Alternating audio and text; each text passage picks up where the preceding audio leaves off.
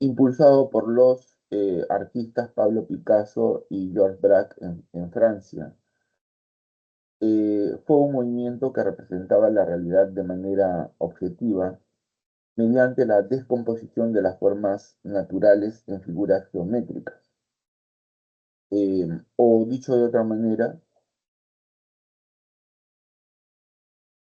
buscaron que reducir la realidad a figuras geométricas.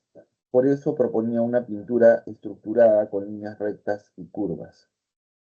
El principal aporte del cubismo es la ruptura del principio renacentista del punto de vista único, pues los cuadros cubistas muestran varias perspectivas de la realidad objetiva de manera simultánea. Muy bien, entonces esa es la respuesta a la pregunta de la lectura complementaria. Ahora vamos a resolver los ejercicios de clase de la semana. Alberto, un estudiante de arte, tuvo la oportunidad de viajar y conocer recientemente el MoMA en Nueva York junto con dos amigos. En dicho museo norteamericano pudo apreciar el cuadro La canción de amor del italiano Giorgio de Chirico. La primera impresión que tuvo de esa pintura fue la de estar apreciando un paisaje que pertenece propiamente a los sueños, con un llamativo elemento en la composición que simboliza la nostalgia, la sombra de un tren. El padre de Chirico era ferroviario. Señale el enunciado afín a la apreciación del estudiante sobre el cuadro. Bueno, la respuesta está en la alternativa C. Es una pintura con rasgos surrealistas. En el enunciado hay una idea clave para llegar a la respuesta. ¿Cuál es? Eh,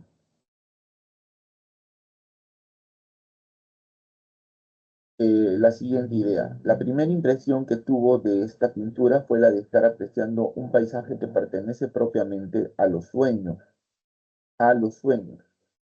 con un llamativo elemento en la composición que simboliza la nostalgia, bueno, etcétera, ¿no? Claro,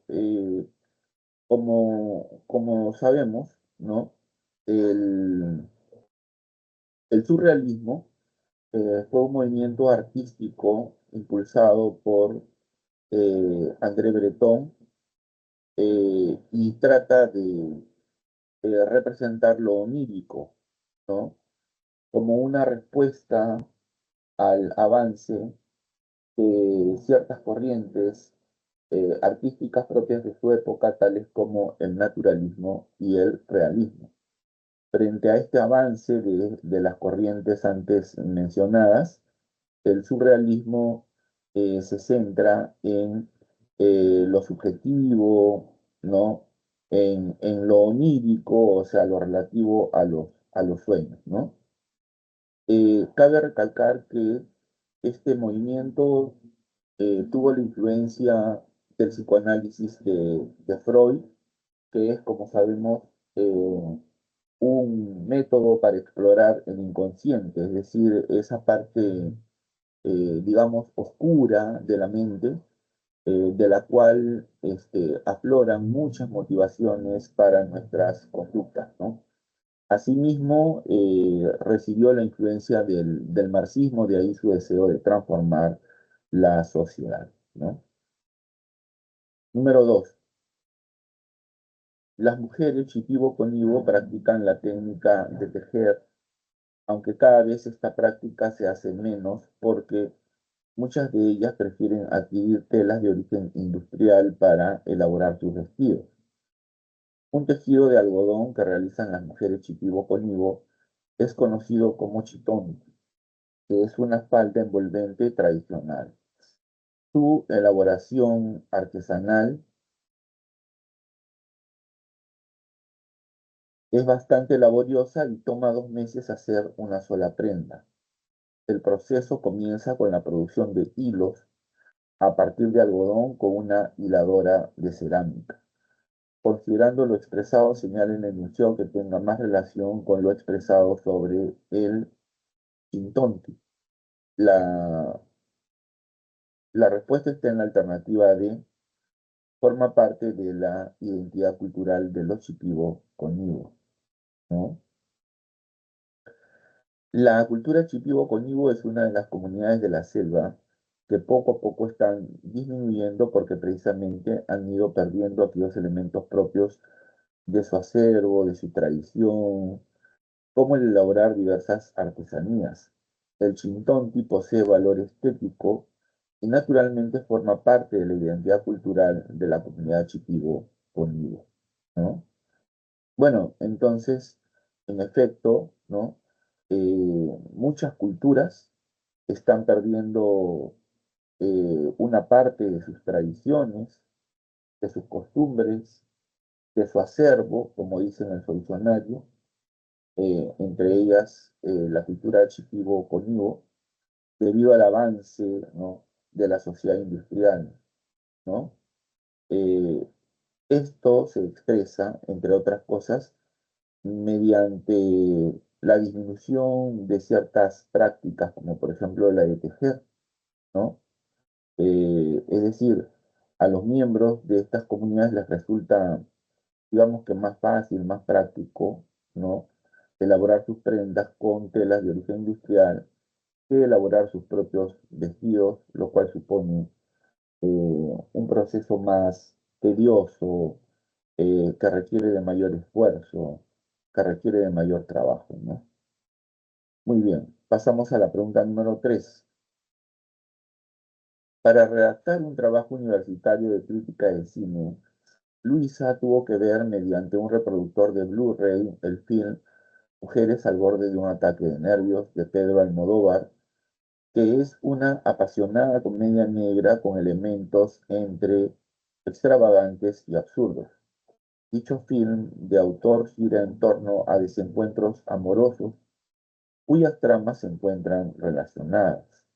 Aunque lo que llamó más la atención de Luisa fue el uso del color rojo asociado al personaje central y a la historia de la película. Señale el enunciado que concuerde más con el recurso que llamó más la atención de Luisa. Voy a volver a repetir la pregunta. Voy a volver a leer la pregunta. Para redactar un trabajo universitario de crítica en cine, Luisa tuvo que ver mediante un reproductor de Blu-ray el film Mujeres al borde de un ataque de nervios de Pedro Almodóvar, que es una apasionada comedia negra con elementos entre extravagantes y absurdos. Dicho film de autor gira en torno a desencuentros amorosos cuyas tramas se encuentran relacionadas. Aunque lo que llamó más la atención de Luisa fue el uso del color rojo asociado al personaje central y a la historia de la película. Señale el enunciado que concuerde más con el recurso que llamó más la atención de Luisa. La respuesta se encuentra en la alternativa C. Dicho color simboliza la pasión o el amor, ¿no? Con frecuencia en los films de autor se suelen usar colores y tonalidades para resaltar aspectos conceptuales del argumento, la composición de planos, escenas o los mismos personajes. Este recurso es muy recurrente en las películas de Pedro Almodóvar, pero el uso de símbolos como este no son exclusivos. El color rojo es un símbolo que representa diversos aspectos: pasión, locura, amor, desatado, nervios, como ocurre en la película, ¿no? Bueno, este es un dato interesante, ¿no? Sobre todo para aquellos a los que les gusta acudir con regular frecuencia al cine, sobre todo apreciar las películas de connotados eh, productores, como es el caso del español Pedro Almodóvar, ¿no? Muy bien, vamos con la pregunta número 4. Hace varios años, cuando estudiaba periodismo, María pudo ver junto a un amigo un ciclo de cine clásico en la Filmoteca. Así tuvo la oportunidad de apreciar una proyección de Nosferatu de Murnau, película de 1922 que adaptó la novela Drácula de Bram Stoker. El director Murnau, gracias al blanco y negro, desarrolla una estética oscura y melancólica que apela a las emociones, a la naturaleza interna de los personajes. Debido a ello, María llegó a manifestar a su amigo que dicho film, la respuesta está en la alternativa C, pertenece con toda certeza al arte expresionista. El expresionismo manifiesta una estética basada en las emociones, por eso en las obras expresionistas sobresalen los sentimientos y una perspectiva subjetiva deformada, distorsionada de la realidad. El cine de Murnau pertenece a este tipo de arte, el expresionismo. Bueno, vamos a ir hasta la parte correspondiente para precisar algunas características del movimiento en ciernes, es decir, del movimiento expresionista.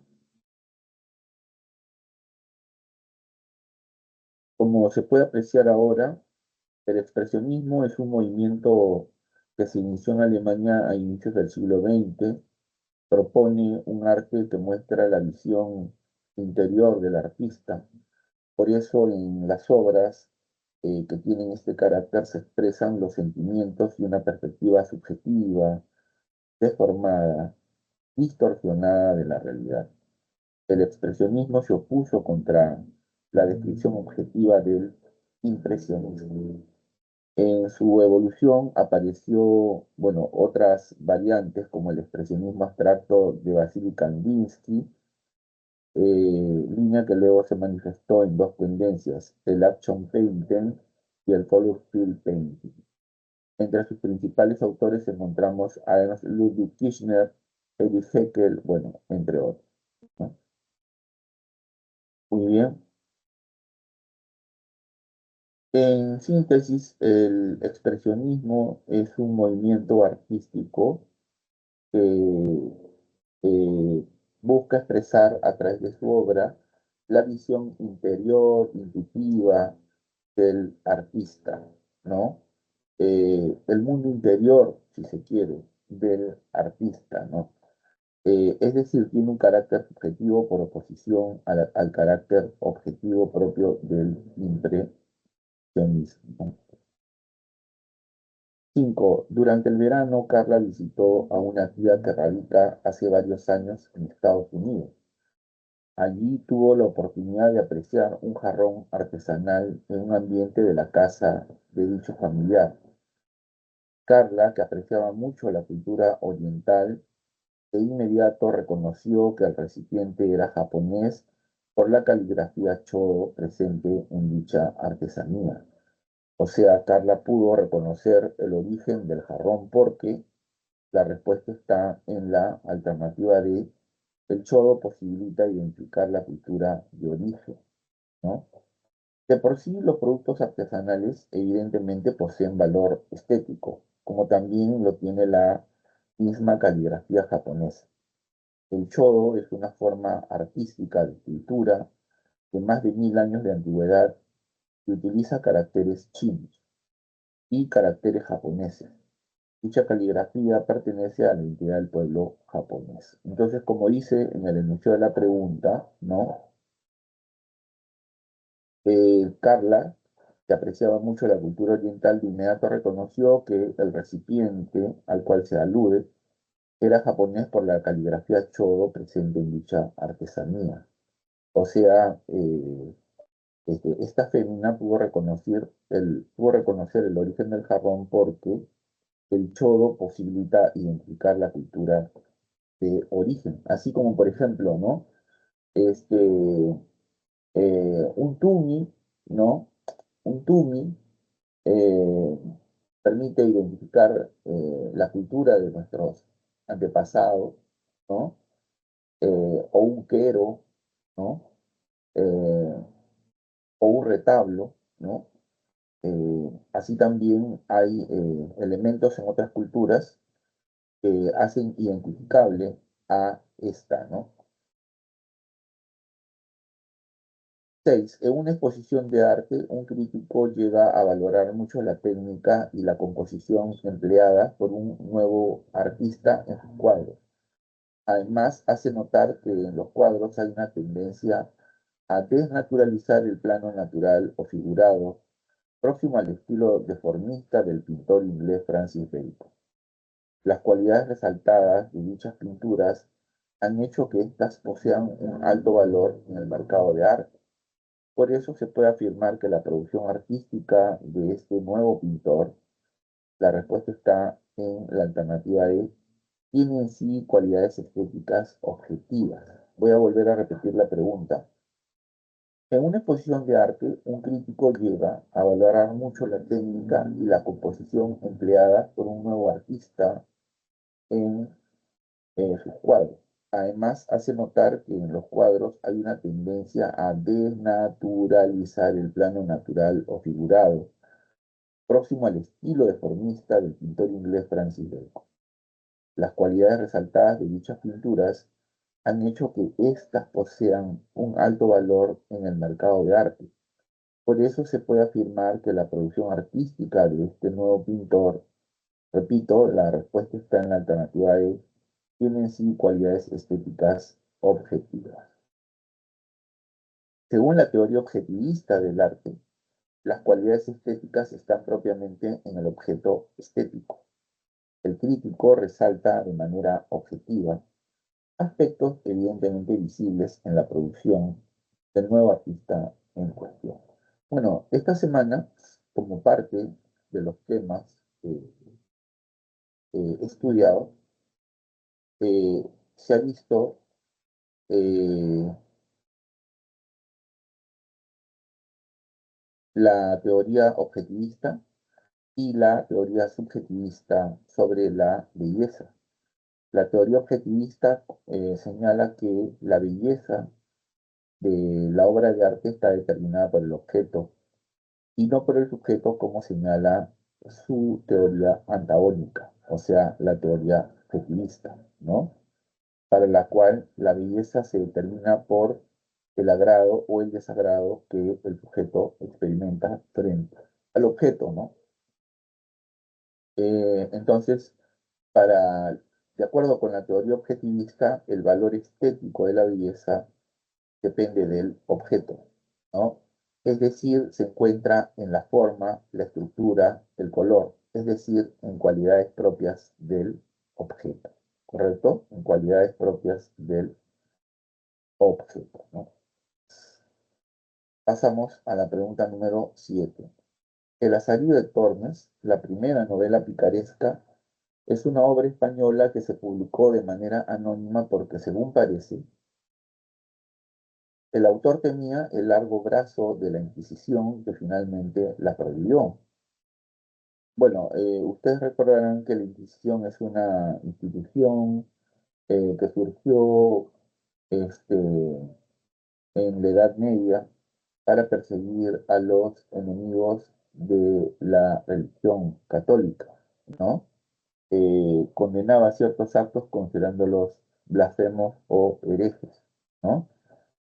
Bueno, valga la aclaración, voy a repetir la pregunta. El Azarío de Tormes, la primera novela picaresca, es una obra española que se publicó de manera anónima porque, según parece, el autor tenía el largo brazo de la Inquisición que finalmente la prohibió. Con un estilo epistolar y en primera persona, la obra relata la dura vida de Lázaro, que conforme avanza la narración describe y cuestiona la sociedad española del siglo XVI, en especial a la clase religiosa. Tras atravesar por diversas dificultades, Lázaro asciende socialmente. La novela mencionada desde la perspectiva de Teodor Adorno es auténtica porque la respuesta está en la alternativa B.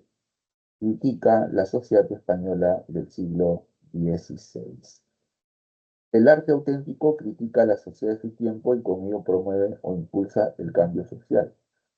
El Lazarillo de Tormes cumple esta condición asociada al arte verdadero, tal y como plantea el filósofo Teodor Adorno, el cual, como sabemos, perteneció a la Escuela de Frankfurt. eh, Se reúne a un conjunto de filósofos que adoptan una visión crítica del marxismo, ¿no? Entonces, Adorno considera que la obra de arte, ¿no?, debe impulsar el cambio social. Bueno, le doy la bienvenida a Araceli. ¿Qué tal, Araceli? Buenas tardes. ¿En qué te sirvo? Profesor, buenas tardes. Claro, buenas Eh, tardes. Profesor, ¿me puede ayudar con una pregunta, por favor? Claro, Ya lo envié al chat, profesor. ya, un ratito.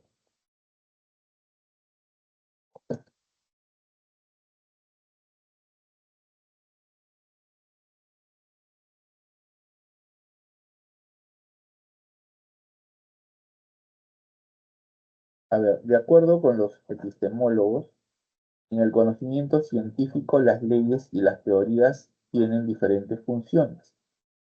Determine el valor de verdad de las siguientes proposiciones. Las leyes científicas explican fenómenos observados recurrentemente. ¿Ya? Las teorías científicas permiten la predicción de fenómenos aún no vistos. Las leyes son enunciados hipotéticos, las teorías enunciados verdaderos. ¿Ya? Las teorías científicas se componen de enunciados generales y singulares. ¿Ya? Bueno, ahí se señala que la respuesta es la D, ¿no? Sí. Claro, es que las leyes científicas explican fenómenos que se observan regularmente, ¿no? Eh, o sea, las leyes científicas explican o describen regularidades. ¿Qué cosas son regularidades? Hechos que ocurren siempre. Por ejemplo, este, yo te pregunto, ¿qué pasa si sueltas un lapicero? Se cae Cae, ¿no? Y si sueltas una mota, también. y si sueltas una pelota, Igual. claro, esa es una regularidad, ¿no es cierto? Esa es una regularidad. Que todos los objetos que son abandonados en el vacío caen, ¿no es cierto? Entonces, las leyes científicas explican regularidades. Por ejemplo, una regularidad es el día y la noche, ¿no? Día, noche, ¿no? Día, noche, día, noche, día, noche, día, noche, ¿no?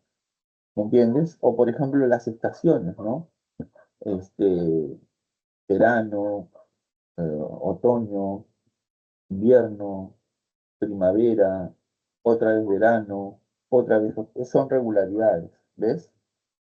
Entonces, las leyes científicas explican fenómenos que se observan de manera recurrente, ¿no? O sea, de manera regular, se repiten, ¿no? Luego, las teorías científicas permiten la predicción de fenómenos, claro. Es más, Popper, un gran filósofo como Popper, decía que las teorías más importantes son aquellas que tienen un mayor poder explicativo, o sea, explican más cosas, y por otro lado, permiten hacer grandes predicciones, ¿no? Grandes predicciones, ¿no? El tercer enunciado es falso, porque dice las leyes son enunciados hipotéticos, las teorías enunciados verdaderos. No, ambos son verdaderos. Y luego dice, las teorías científicas se componen de enunciados generales y singulares. No, las teorías científicas se componen de enunciados generales, ¿correcto? ¿Se entendió? Profesor, sobre Sí, las leyes también predicen el futuro, es decir, antes de que se vea el resultado, o no lo hace, o la teoría solamente. eh, como no te entiendo. En el enunciado 2 dice que las teorías predicen los fenómenos que aún no se ven. ¿Y también lo hacen las leyes o no? Claro, lo que pasa es que las leyes forman parte de las teorías, ¿no? ¿Entiendes? Las leyes son parte de las teorías. Las teorías son más generales que las leyes. Las leyes explican un aspecto específico de la realidad. En cambio, las teorías explican fenómenos más complejos, ¿no? De la realidad. Las teorías son las que permiten predecir fenómenos que aún no han ocurrido. Sí, profesor, sí entiendo. Muchas gracias. Te voy a poner un ejemplo, ¿ya? Te voy a poner un ejemplo. Sí, Las predicciones se hacen siempre a partir de una hipótesis, ¿no? Siempre a partir de una hipótesis. Por ejemplo, si mi hipótesis es que el universo surgió como consecuencia de una gran explosión, ¿no? O sea, si mi hipótesis es que el universo surgió como consecuencia de una gran explosión, entonces lo que yo puedo predecir a partir de esa hipótesis es que el universo se está expandiendo, ¿no? ¿Debido a qué? Debido a la fuerza originada por el estallido con el que surgieron todas las cosas, ¿no? Es más, puedo hacer otras predicciones ya, pero que ya, digamos, pueden considerarse hasta cierto punto metafísicas, ¿no? ¿Qué pasará cuando la fuerza, este, que dio, o sea, la fuerza que surgió con el estallido, ¿no? Que dio inicio al universo, se acabe? Bueno, algunos dicen que el universo va a empezar a contraerse, ¿no? Así como un globo, ¿no? Cuando tú inflas un globo, ¿no es cierto? Soplas, o sea, le imprimes una fuerza, ¿no? Soplas y los tejidos del globo empiezan a expandirse, ¿no? ¿Correcto? ¿Y qué pasa si tú dejas de soplar, ¿no? Bueno, el globo se contrae, ¿no? Eso es lo que dicen bueno, algunos científicos dicen eso, ¿no? Pero claro, ya son predicciones un tanto metafísicas, ¿no? sí, profesor. Sí me quedó claro. Muchas gracias. Gracias a ti. No sé si tienes otra pregunta o alguno más.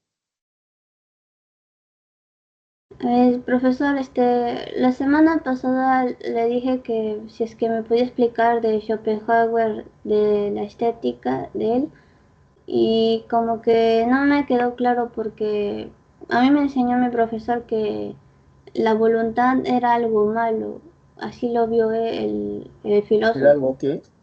en la voluntad. Es que no te O escucho. ¿Era algo que? era algo así que era en contra así de como que de los deseos que uno tenía, igual que algo así Nietzsche, porque también hablaba del voluntad, algo así.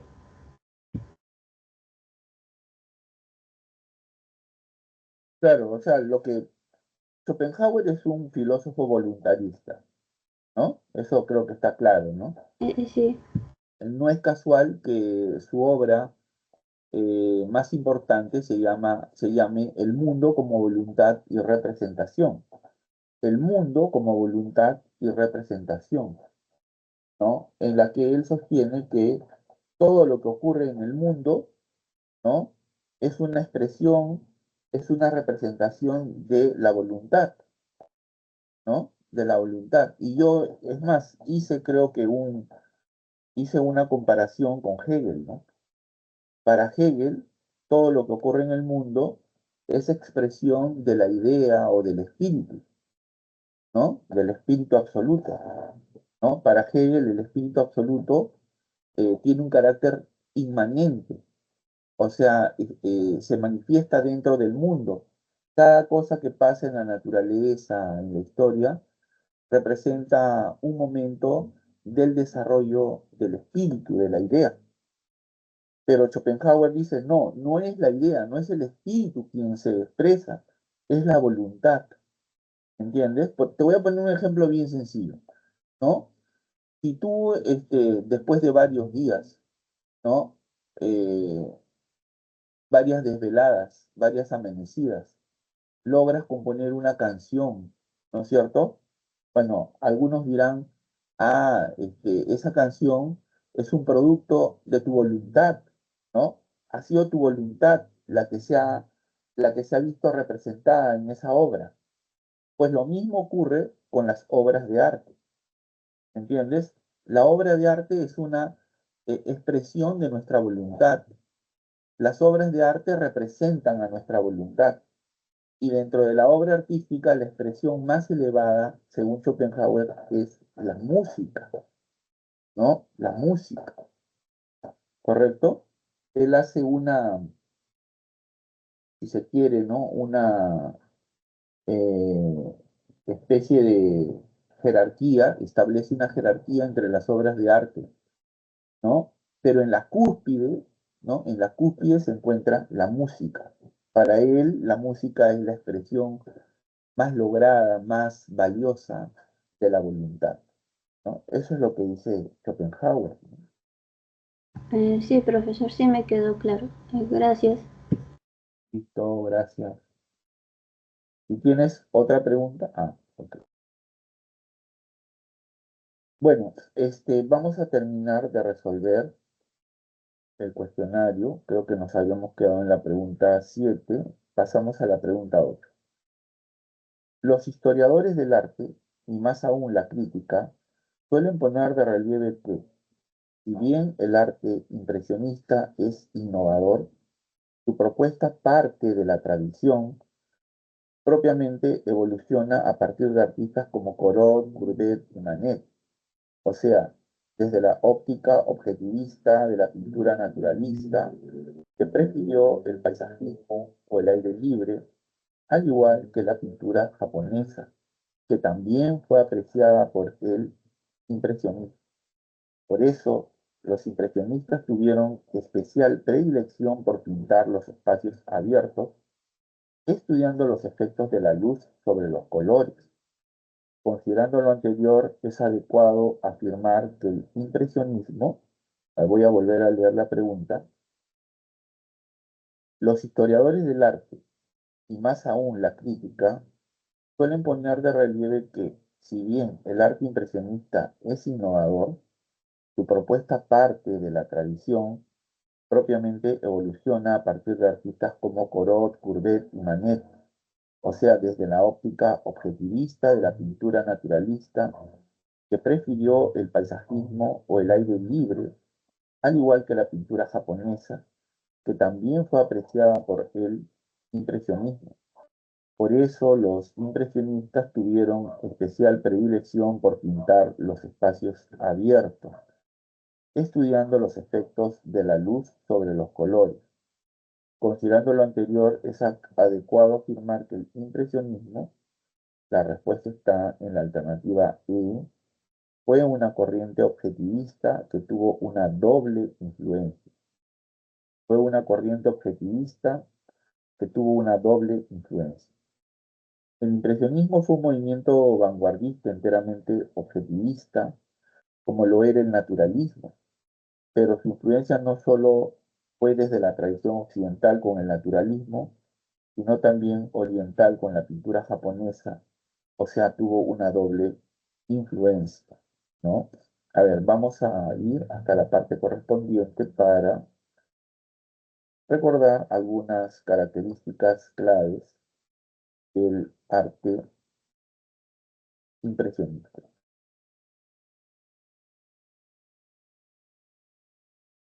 El impresionismo fue un movimiento que se inició en 1874 en Francia. El nombre se debe a una burla del crítico Louis Leroy, que consideraba solo impresiones inacabadas o bocetos sin técnica a los cuadros ahí expuestos. Los impresionistas se inspiraron en la realidad objetiva de los exteriores, por lo que podían pasar horas frente a paisajes u objetos para captar sus luces y colores. Estudiaron la luz y el color. Además, los pintores impresionistas reflejaron el mundo cotidiano, la naturaleza, pescadores, comensales, vendedores, etcétera, ¿no? En otras palabras, los impresionistas buscaban plasmar a través de su obra, como por ejemplo la pintura, ¿no? Los efectos que el color eh, eh, provocan en los objetos, ¿no? Los efectos que la luz provocan sobre el objeto, ¿no? La pintura más famosa de esta época es Impresión del Sol Naciente de Claude Monet. Entre sus representantes destacan Monet, Manet, Renoir Pizarro, Cézanne, son los más importantes, ¿no? Muy bien, entonces hemos llegado al final de esta parte. Vamos a hacer una pausa, eh, no sin antes invitar a los estudiantes del centro preuniversitario a que ingresen a esta sesión de consultas académicas para formular sus preguntas. El día de hoy mi horario de atención es desde las 5 de las 5 de la tarde hasta las 7 de la noche. Ya regreso.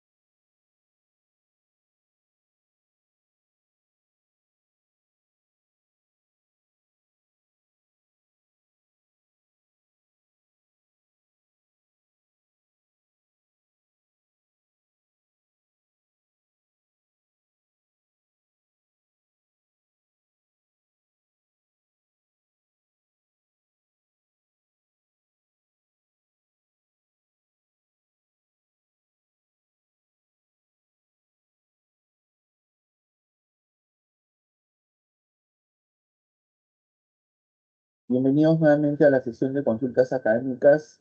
Ahora en esta parte vamos a hacer un repaso de lo trabajado en la semana 16. El título general es Apreciación crítica del arte. ¿Qué es la apreciación crítica del arte? Es la capacidad de observar, investigar, comprender y reflexionar sobre las diversas manifestaciones estéticas, tales como la pintura, la música, la fotografía, el cine, entre otras, ¿no? Implica emitir juicios de valor basados en los conocimientos obtenidos en el proceso de apreciación. Dicha apreciación permite contextualizar la creación estética y se basa en diversas disciplinas. Por ejemplo, la estética, la semiótica, la teoría de la argumentación, la historia del arte, entre otras, ¿no? La percepción de la obra de arte se ha hecho más crítica con el desarrollo de la semiótica, eh, la semiótica estética, que entiende el producto estético como una construcción simbólica, es decir, algo con significado que comprender y valorar. Además, en relación a los objetos de arte, la semiótica estética invoca la comprensión de diversos procesos estéticos, intelectuales y sociales, porque define la obra de arte no solo como una representación estética en sí, sino también como un modo de pensamiento que puede cuestionar la realidad social mediante conceptos. Ahora vamos a recordar algunos aspectos de los movimientos y géneros en el arte contemporáneo. Vamos con el impresionismo. El impresionismo es un movimiento que se inició en Francia a partir de 1874 con una exposición realizada en el taller del fotógrafo Nadar en París. El nombre se debe a una burla del crítico Louis Leroy, que consideraba solo impresiones inacabadas o bocetos sin técnica a los cuadros allí expuestos. Los impresionistas se inspiraron en la realidad objetiva de los exteriores. El objetivo era captar sus luces y colores. Por eso estudiaron la luz y el color, o para decirlo de una manera más sencilla, lo que buscaron era captar eh,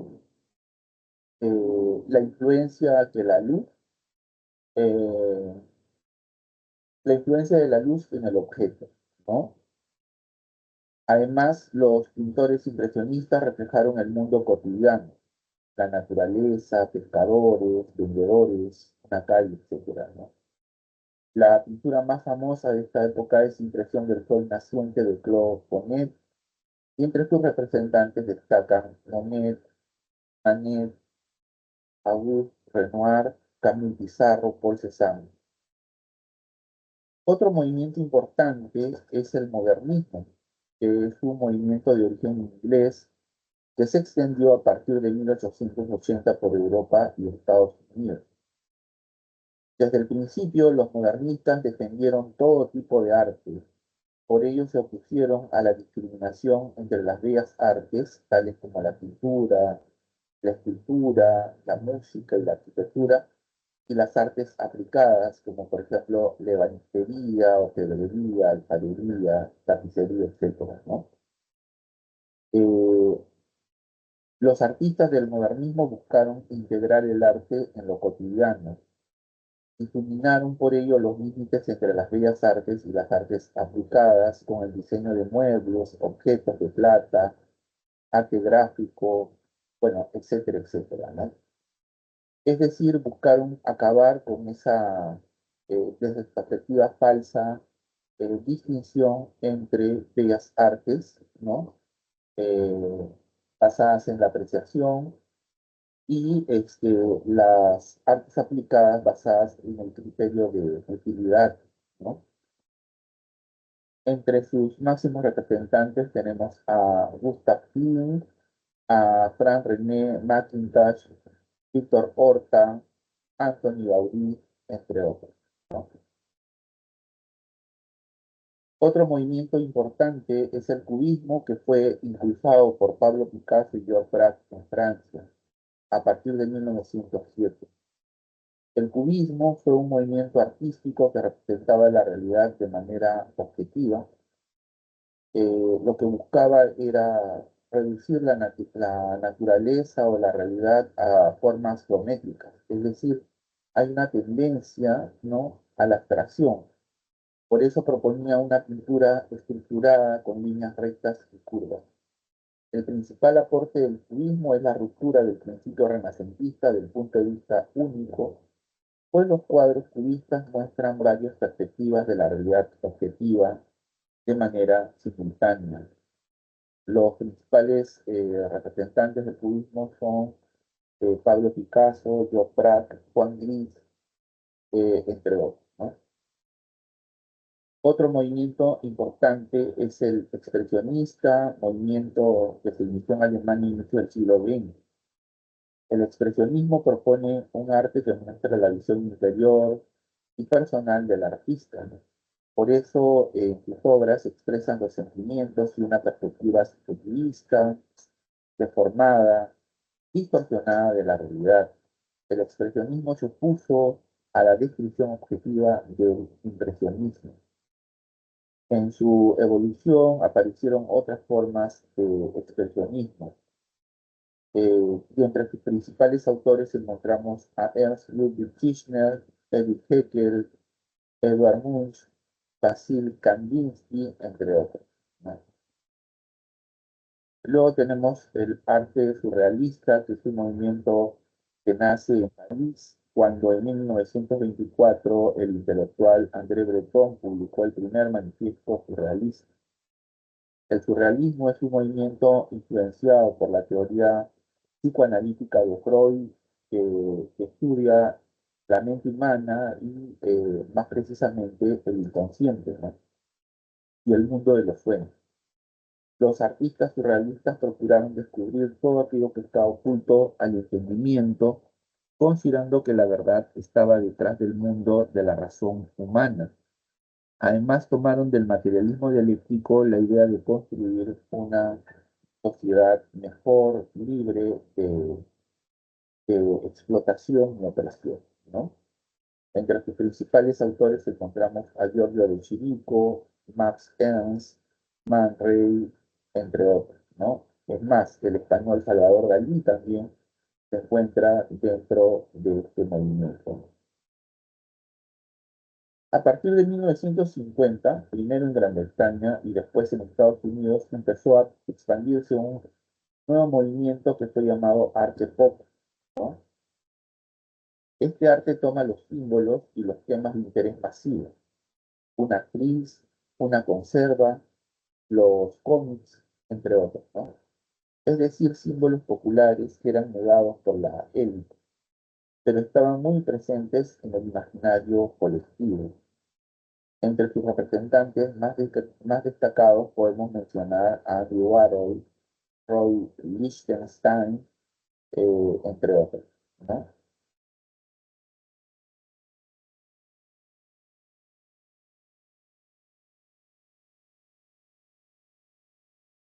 Bueno, ahora vamos a centrarnos en la labor de la crítica. En el proceso evolutivo de las sociedades han aparecido distintas manifestaciones artísticas.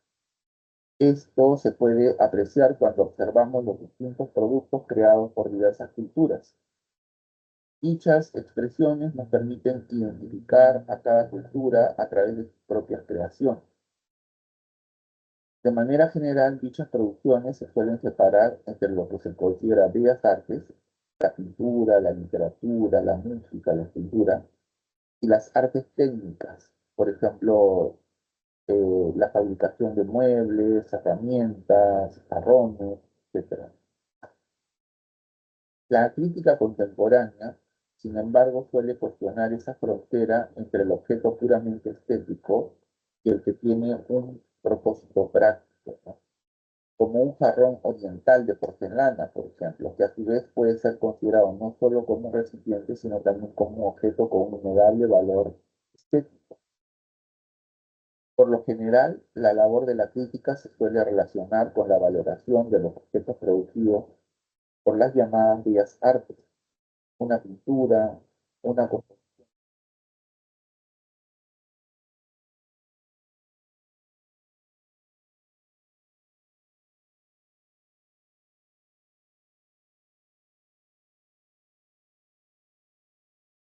las técnicas usadas y el contenido, el mensaje de la creación estética. Y con estas consideraciones establece la relevancia del objeto estético creado. Sin embargo, y con frecuencia se suele señalar que el crítico emite juicios de valor subjetivos respecto de las obras de arte. Esto igual aplica si se trata de pintura, música, escultura, etcétera. Sobre este punto hay que considerar las dos teorías acerca de la belleza.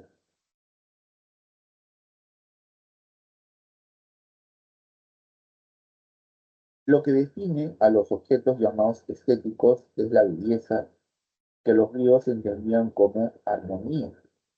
El problema tradicional de la estética es el problema de la belleza, que se expresa con la pregunta: ¿qué es la belleza? Se puede medir lo bello en función del deseo, el valor o el interés. Sobre estas cuestiones existen dos teorías. La teoría subjetivista, de acuerdo con la cual el valor de la belleza se determina por el sujeto, o sea, el criterio del hombre o de un grupo de hombres es lo que determinará si algo se considera bello o no. Por ejemplo, para el filósofo Theodor Adorno, las obras de arte expresan una verdad subjetiva que excede o sobrepasa al artista. En cambio, la teoría objetivista señala que la belleza está determinada por el objeto. En este sentido, la belleza se encuentra en la forma, en la estructura, en el color, es decir, en las cualidades propias del objeto. Además, el producto estético se convierte en mercancía, algo con valor monetario, ha señalado Walter Benjamin.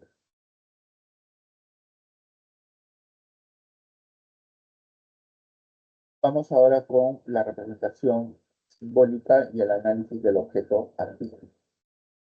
Toda expresión artística posee su propio lenguaje simbólico. La composición, los colores y las formas en la pintura, los planos, la composición y los tonos en la fotografía, los propos en la literatura, etc. El artista se comunica a través de una diversidad de símbolos y la obra de arte misma, como unidad, encierra un mensaje que decodificar. Según la semiótica del arte, existe un diálogo que permite la interacción entre el sujeto y la obra de arte. Varios pensadores han analizado la condición de la obra de arte como objeto semiótico.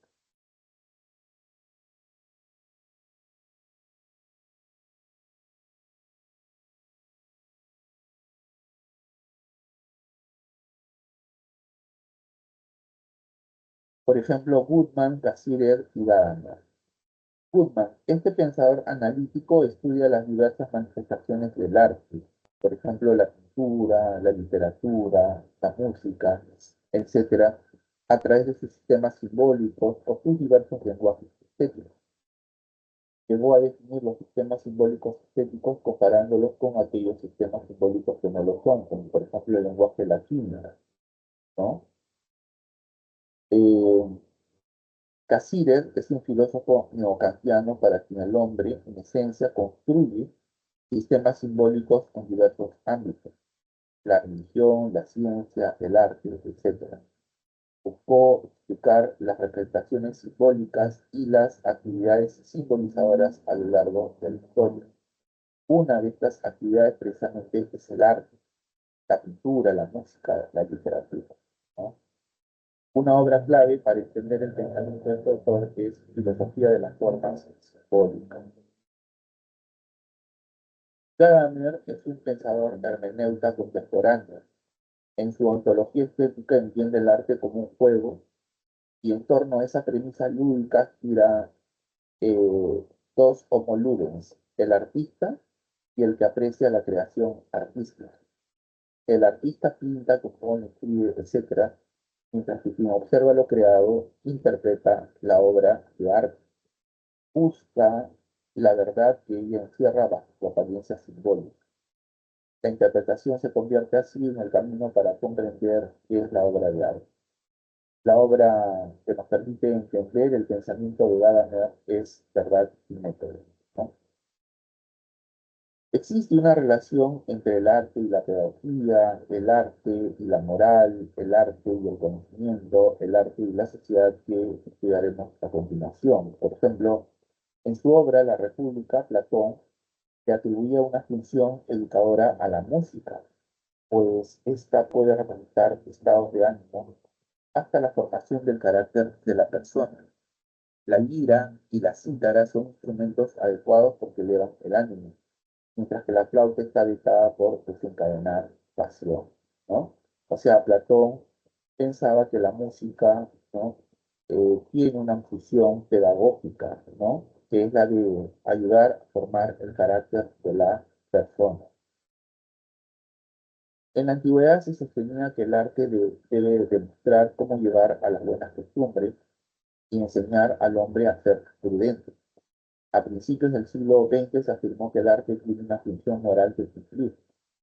Una obra de arte debe juzgarse de acuerdo con los más altos criterios religiosos de cada época. Arte, así, es aquel que transmite sentimientos de fraternidad, que impulsen a los hombres a unirse. Las posturas mencionadas fueron dadas por Aristóteles y León Tolstói relativamente, ¿no? O sea, para algunos autores el arte, ¿no? Cumple una función moral, ¿no? Porque debe, por ejemplo, propender a o debe transmitir sentimientos de fraternidad que impulsen a los hombres a unirse, por ejemplo. Kant evidencia que el gusto estético está asociado a la razón. A través del placer de percibir, el hombre une su razón y su voluntad para hacer del arte algo de corte universal. El gusto o el placer estético y el juicio del gusto mismo es universal.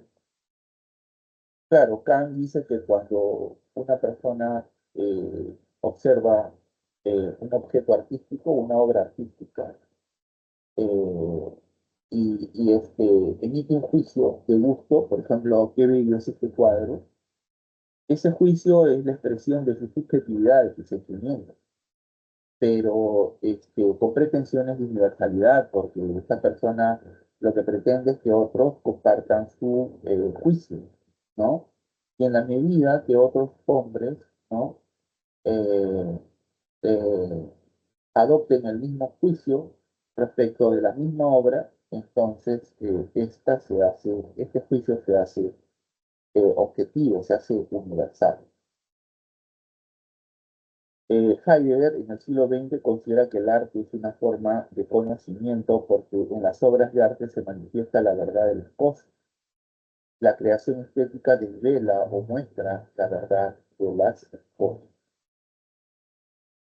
Desde el siglo XIX se considera que el arte debe cumplir la función de ser conciencia crítica de la sociedad y de cuestionar la moral establecida.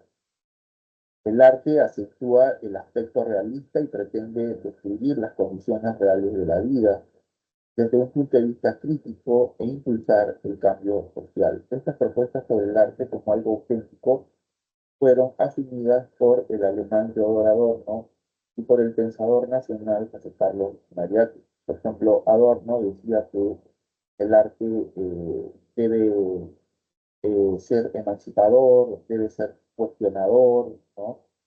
Debe analizar, debe criticar, ¿no? La realidad social de su tiempo y así por el estilo. Cada sociedad construye objetos de arte siguiendo códigos culturales propios. De esta manera, cuando alguien aprecia una creación estética, la identifica inmediatamente con la cultura de la que proviene. Por ejemplo, las pinturas cristianas bidimensionales se asocian a la cultura bizantina, pero el arte es universal, por lo que mediante la empatía reconocemos el valor de las manifestaciones estéticas de cada cultura. Esto nos lleva a un consciente diálogo intercultural, más allá de las diferencias culturales, en espacios como los museos, por ejemplo, o mediante la misma creación artística. Un ejemplo de esto último ocurre cuando una obra presenta elementos de dos culturas. Bueno, hemos finalizado con esta parte.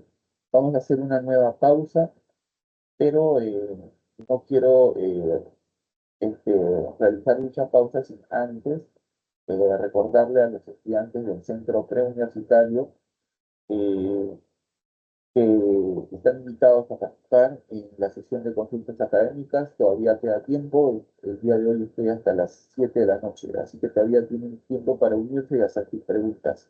Los espero.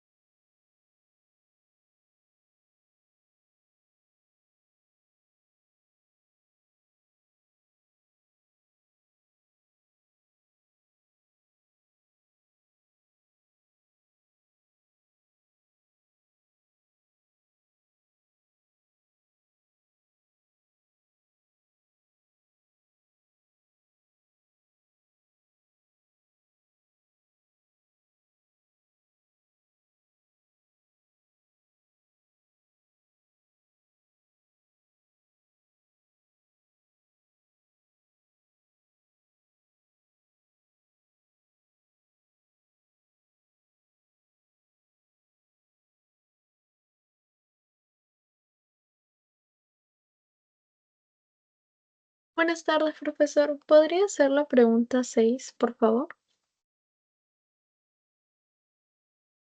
Hola, Gracie, claro que sí. Un ratito.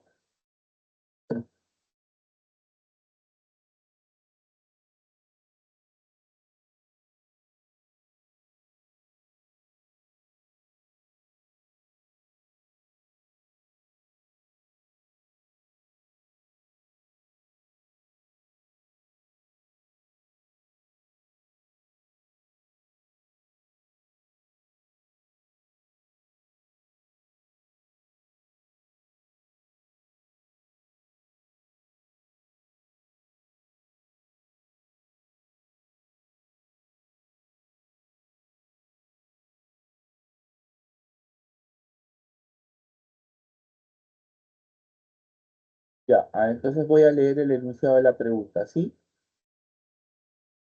En una exposición de arte, un crítico llega a valorar mucho la técnica y la composición empleadas por un nuevo artista en sus cuadros.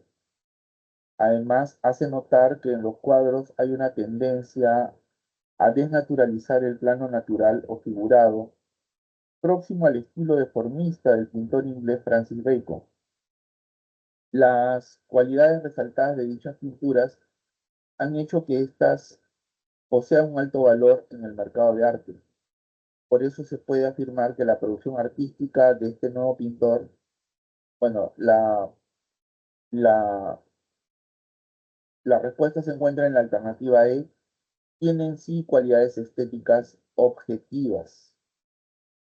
Veamos el solucionario. Dice, según la teoría objetivista del arte, las cualidades estéticas están propiamente en el objeto estético. El crítico resalta de manera objetiva aspectos evidentemente visibles en la producción del nuevo artista en cuestión. Mira, Gracie, en el enunciado de la pregunta hay algunas ideas que te permiten deducir la respuesta. Por ejemplo, cuando se dice, ¿no? De que un crítico valora la técnica, la composición, ¿no? Empleadas por un nuevo artista en sus pinturas, ¿no? La técnica y la composición. Bueno, la técnica y la composición son aspectos objetivos presentes en una pintura. Entonces, la teoría objetiva de la belleza o la teoría objetivista dice que la belleza depende del objeto, no del sujeto, del objeto. Está en el objeto, en aspectos presentes en el objeto como la técnica y la composición. ¿Se entendió? Sí, profesor, pero hay una parte en el texto que te dice, además se hace notar que los cuadros hay una tendencia a desnaturalizar. Eso no es tan objetivo, ¿no? Porque está alterando la imagen. No, pero igual, o sea, mira, es lo que pasa con el cubismo, por ejemplo, ¿no? El cubismo, ¿no? Intenta representar objetivamente,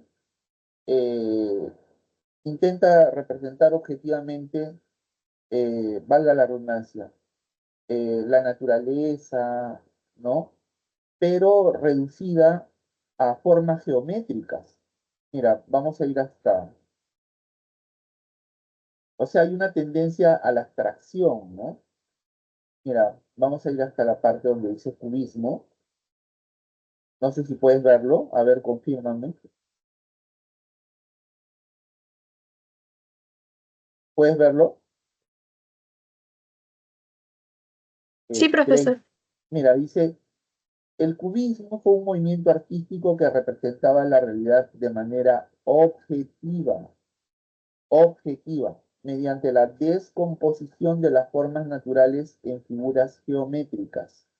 Hay una tendencia a la abstracción.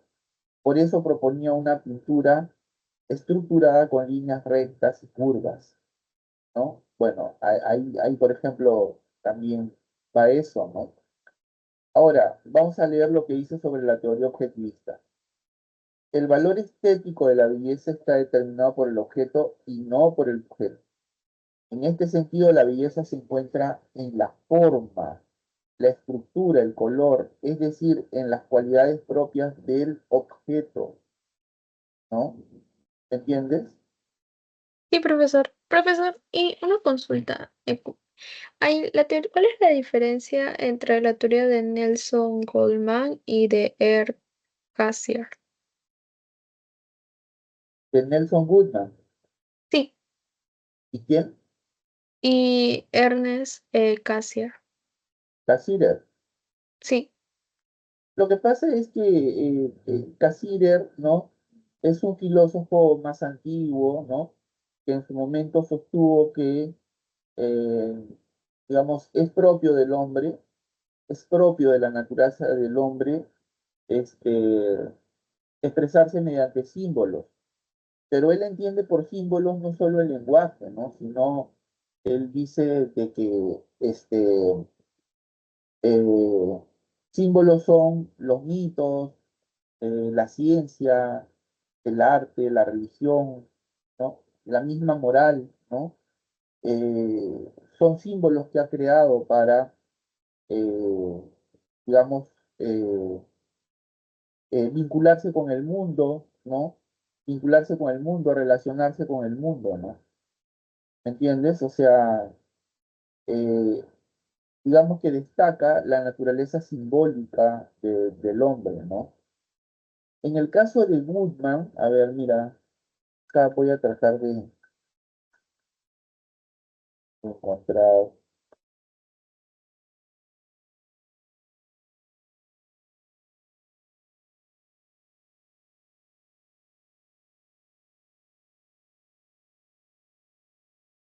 También, digamos que lo que pasa es que una diferencia importante es que Goodman es analítico, o sea, es un filósofo que centra, digamos, su análisis en el lenguaje, ¿no?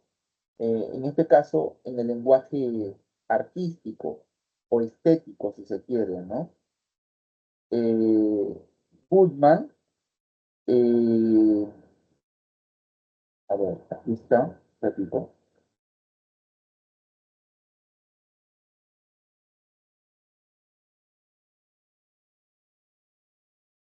Estudia las diversas manifestaciones del arte a través de sus sistemas simbólicos o sus diversos lenguajes estéticos y llega a definir los sistemas simbólicos estéticos comparándolos con otros, ¿no? Su aporte es ese, la definición de los sistemas simbólicos estéticos a partir de una comparación con aquellos sistemas simbólicos que no lo son, como por ejemplo el lenguaje de la química, por ejemplo, ¿no? ¿Ves? Eh, su, su reflexión está centrada en el lenguaje del arte. No es casual que su obra más importante al respecto se llame Los lenguajes del arte, ¿no? Él fue un analítico, repito, ¿no? Pero ¿Entiendes? ambos hablan del lenguaje simbólico, ¿no? Claro, pero vuelvo a repetirte, eh, el aporte de Goodman es haber tratado o buscado qué definir, ¿no es cierto? ¿Qué definir? eh, los sistemas simbólicos estéticos, ¿no? Definir los sistemas simbólicos estéticos. En cambio, ¿qué es igual a decir? Definir el lenguaje del arte, ¿no? En cambio, lo que hace Cassirer es definir la naturaleza humana como simbólica. ¿Se entiende la diferencia? Sí, profesor. O sea, para Cassirer el hombre es esencialmente simbólico. Eso está claro, ¿no? El hombre es simbólico, ¿no? Ha construido un mundo de símbolos para, digamos, como un mundo intermediario, ¿no? Con el que se relaciona con el mundo, ¿no? En cambio, la pretensión de Goodman es definir el lenguaje estético, comparándolo con otros sistemas que no lo son. Ese es su aporte, ¿no?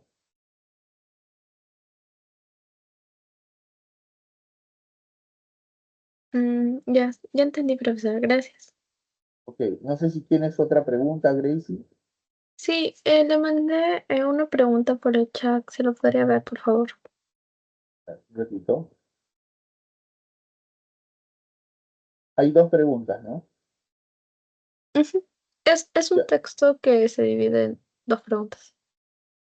A ver, dice James Clerk Maxwell definió las leyes que rigen la estructura y evolución de los campos electromagnéticos ante cualquier configuración imaginable de cargas, corrientes o imanes. Dio cuenta de todos los fenómenos electromagnéticos que se manifiestan a nivel macroscópico, explicando el secreto vínculo entre electricidad y magnetismo. En otras palabras, compuso el manual de instrucciones matemáticas que estaban esperando los ingenieros para diseñar sus motores y magnetos o para inventar electrodomésticos, teléfonos, televisores o radios. Pero incluso para expresar un manifiesto revolucionario hay que recurrir al lenguaje heredado para construir las ecuaciones que descifraban el comportamiento de los campos eléctrico y magnético. Maxwell se apoyó en un andamio de modelos mecánicos. A ver, voy a volver a leer. James Clerk Maxwell definió las leyes que rigen la estructura y evolución de los campos electromagnéticos ante cualquier configuración imaginable de cargas, corrientes o imanes. Dio cuenta de todos los fenómenos electromagnéticos que se manifiestan a nivel macroscópico, explicando el secreto vínculo entre electricidad y magnetismo. En otras palabras, compuso el manual de instrucciones matemáticas que estaban esperando los ingenieros para diseñar sus motores y magnetos o para inventar electrodomésticos, teléfonos, televisores o radios.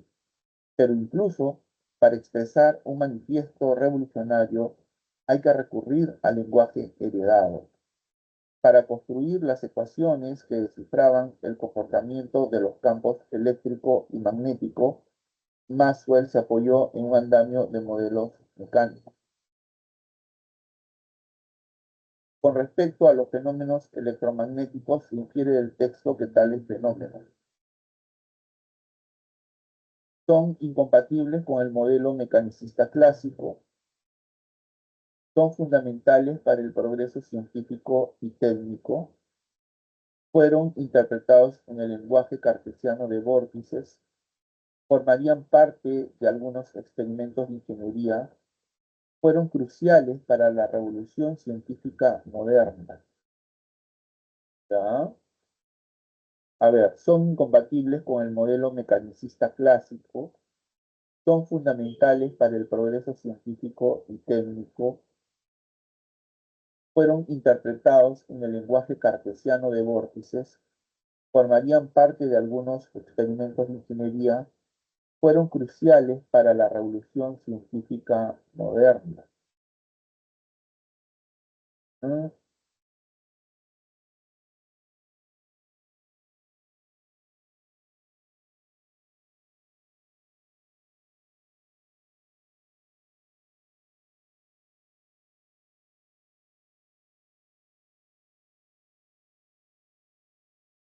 A mí me parece que la respuesta está en la alternativa E. Fueron cruciales para la revolución científica moderna. No sé si esa es la respuesta que te han dado, ¿no? Me dieron, son incompatibles con el método mecanicista clásico. Ah, son incompatibles con el modelo mecanicista clásico. ¿A qué se refiere con el modelo mecanicista clásico? Porque en el texto no te hablan de eso. Sí, pues, ¿no? A ver,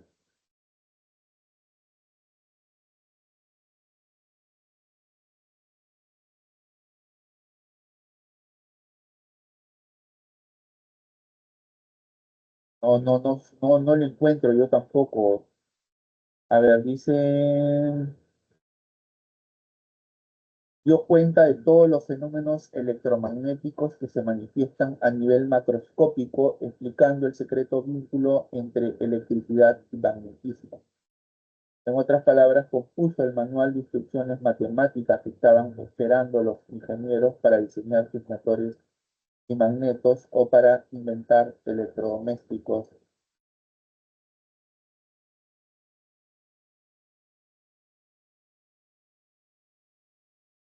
La verdad que no sé a qué se refiere, ¿ah? No sé a qué se refiere con son incompatibles con el modelo mecanicista clásico. Quizá el modelo mecanicista clásico entiende estos fenómenos de una manera diferente, ¿no? Por eso dice es incompatible, ¿no? Y en este sentido, el invento o los aportes de Maxwell fueron decisivos, ¿no? Pero no sabría decirte a qué se refiere.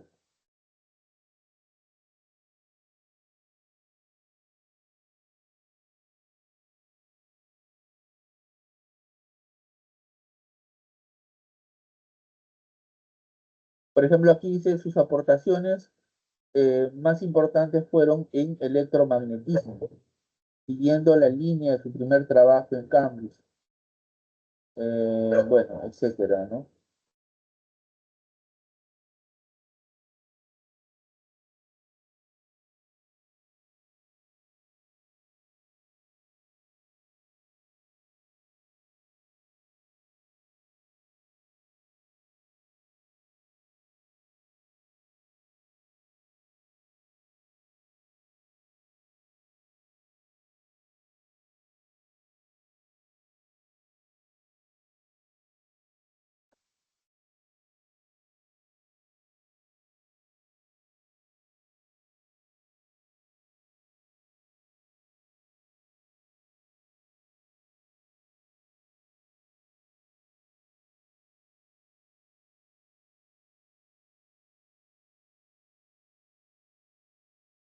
No sabría decirte, no lo encuentro aquí.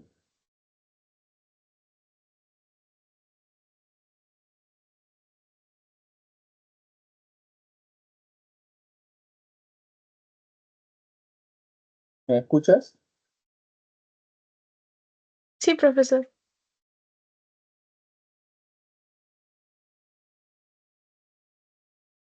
Y la siguiente pregunta. A ver, un ratito.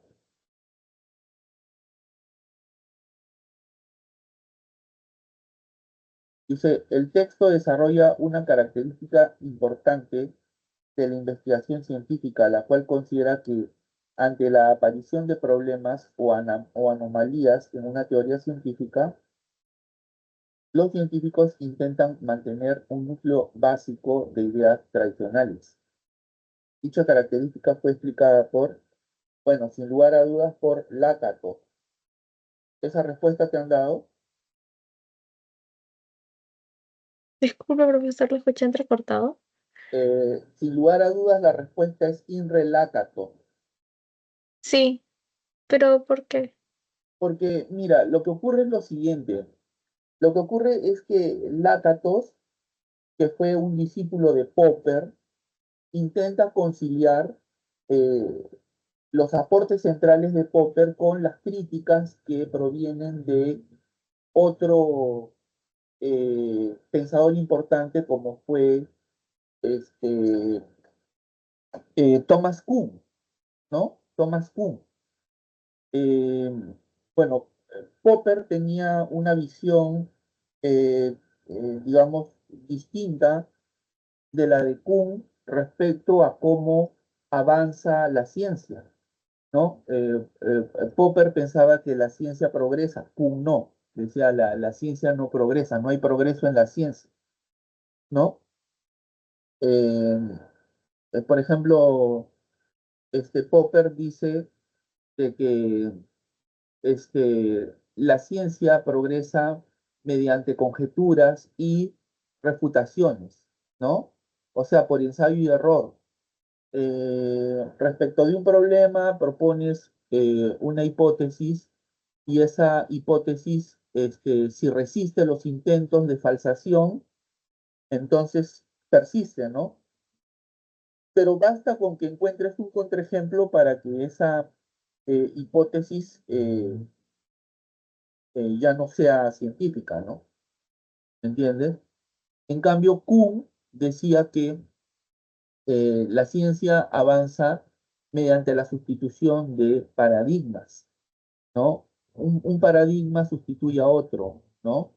Decía que cuando surgen problemas anómalos, este, Es decir, que el paradigma que está vigente no puede explicar, entonces eh, se busca otros paradigmas más potentes, ¿no? Que expliquen esas anomalías que el paradigma vigente no puede explicar, ¿no?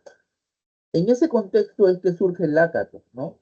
Lakatos dice que ante la aparición de problemas o anomalías, ¿no? O sea, los científicos no descartan, digamos, la teoría y la reemplazan por otra. No tiran al tacho el paradigma y lo reemplazan por otro, sino que los científicos intentan mantener un núcleo básico de ideas, ¿no? No sé si me entiendes, Sí, profesor. ¿no? O sea, mira, a ver, te vuelvo a explicar. Kuhn decía, ¿no? Que un paradigma está vigente mientras pueda explicar un aspecto de la naturaleza, ¿no? Como lo fue en su momento la teoría geocéntrica, ¿no? La teoría geocéntrica explicaba diversos aspectos como eh, el movimiento de los planetas, la forma de los planetas, ¿no? O sea, la teoría geocéntrica decía que los planetas son redondos, los planetas se mueven en órbitas circulares, ¿no? Pero las observaciones de los científicos señalaron que los planetas presentan movimientos anómalos, ¿no? O sea, anormales, ¿no? No son perfectamente redondos o circulares, ¿no? Entonces, buscaron otros paradigmas y ahí fue como surge la teoría heliocéntrica, ¿no? La teoría heliocéntrica que se alimenta de diversas teorías. Bueno, hoy sabemos que los planetas no describen con su movimiento órbitas circulares, sino elípticas, ¿no? Hoy se sabe eso, ¿no? Bueno, pero la teoría de Kuhn dice que cuando un paradigma, perdón, que cuando surgen problemas anómalos como ¿no? Observamos que hay planetas que describen, la observación de ciertos planetas nos permiten determinar que sus movimientos no son circulares, sino anómalos, irregulares. Los científicos, entonces dice, sustituyen ese paradigma por otro, ¿no? ¿No es cierto? Más potente, que explique esos problemas, ¿no? Bueno, ahí entra la explicación de Lakatos. Lakatos dice que cuando surgen anomalías, los científicos no echan al tacho la teoría o el paradigma, lo echan al tacho, no se deshacen de él, así porque sí, sino que tratan de mantener un núcleo de explicaciones, digamos, ¿no? Este, tratan de mantener este, un núcleo básico de ideas tradicionales. Eso es lo que dice Lakatos, ¿no? Que en realidad es tratar de conciliar la visión de Popper, su maestro, con las críticas que recibió por parte de Kuhn, ¿no? Trata, digamos, de salvar lo mejor de Popper, pero considerando las críticas que le hiciera en su momento el filósofo Thomas Kuhn, ¿no? ¿Se entendió, Gracie? Sí, profesor. Y le mandé una última consulta. Ya, a ver, dice, la moderna novela de formación narra por etapas la historia del héroe que adquiere autoconciencia, género que fue también la matriz de la heroína de la novela feminista. Esa conciencia, aunque indica el fin de la historia, en realidad abre la de una verdadera. La obra de Hegel, la fenomenología del espíritu, tiene esa forma de novela, solo que el héroe es una entidad metafísica, el espíritu. En contraste al arte contemporáneo, no alega nada a favor del pasado artístico ni busca liberarse de él, inclusive si es totalmente distinto a él. Lo que define el arte contemporáneo es que dispone del arte del pasado para el uso que los artistas le quieran dar.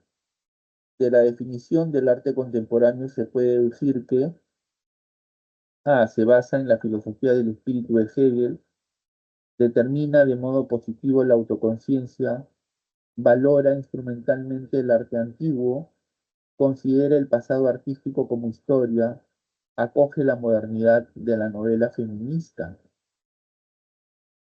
De la definición del arte contemporáneo se puede decir que se basa en la filosofía del espíritu de Hegel. Determina de modo positivo la autoconciencia, valora instrumentalmente el arte antiguo, considera el pasado artístico como historia, acoge la modernidad de la novela feminista. A ver, veamos nuevamente.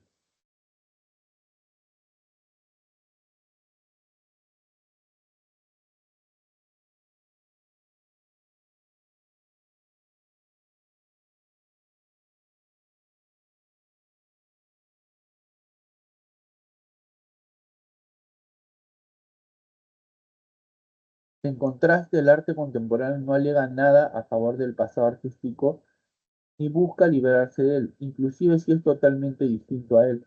Lo que define el arte contemporáneo es que dispone del arte del pasado para el uso que los artistas le quieran dar.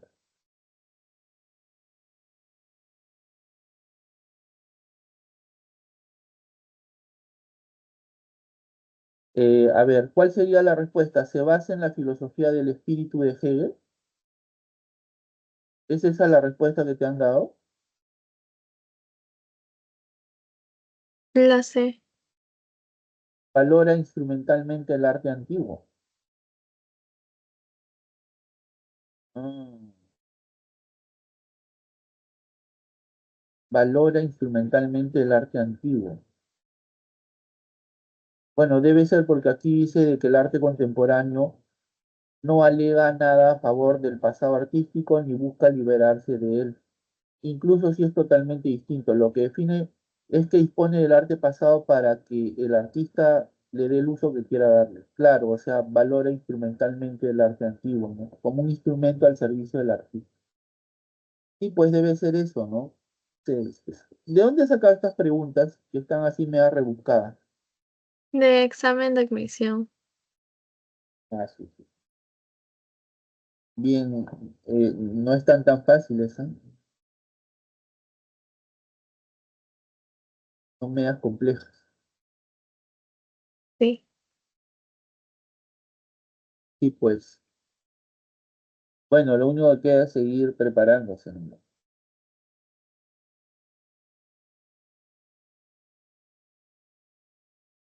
Ok, profesor. Gracias. Gracias a ti, nos vemos.